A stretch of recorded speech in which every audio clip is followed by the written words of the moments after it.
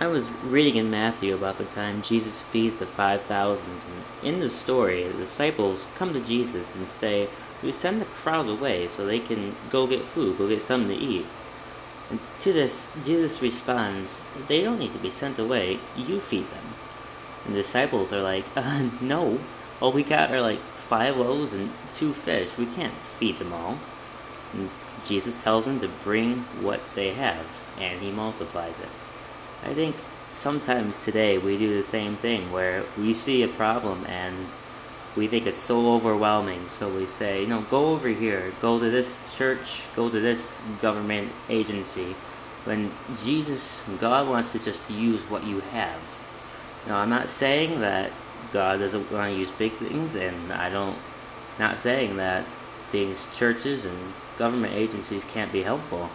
I'm just saying that each one of us, and I'd be lying if I said I didn't struggle with this myself, but each one of us have absolutely no excuses not to give what we have to God and each other.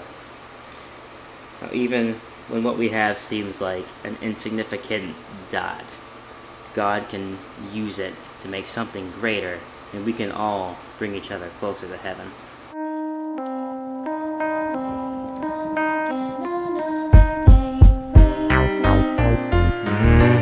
It's heavy,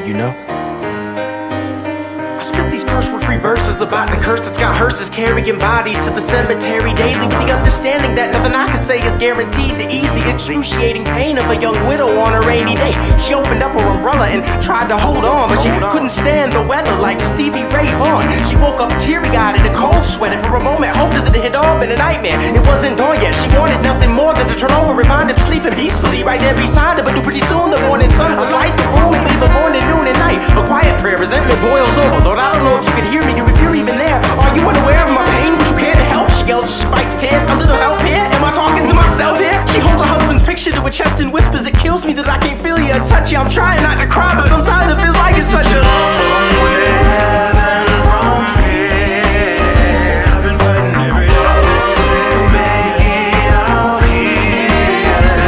And if I got it all wrong, Lord, tell me you'll need me. It's such a long, long way to heaven from here.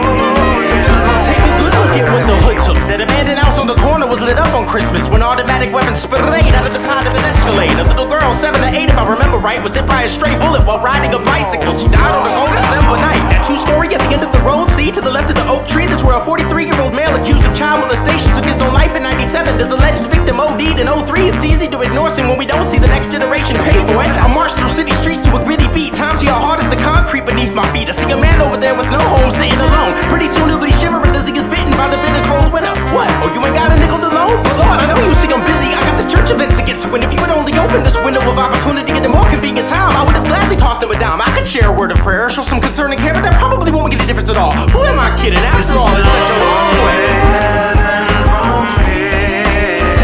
I've been fighting every day to make it out here. And if I got it all wrong, Lord, tell me you'll need me. It's such a long, long way to heaven from here.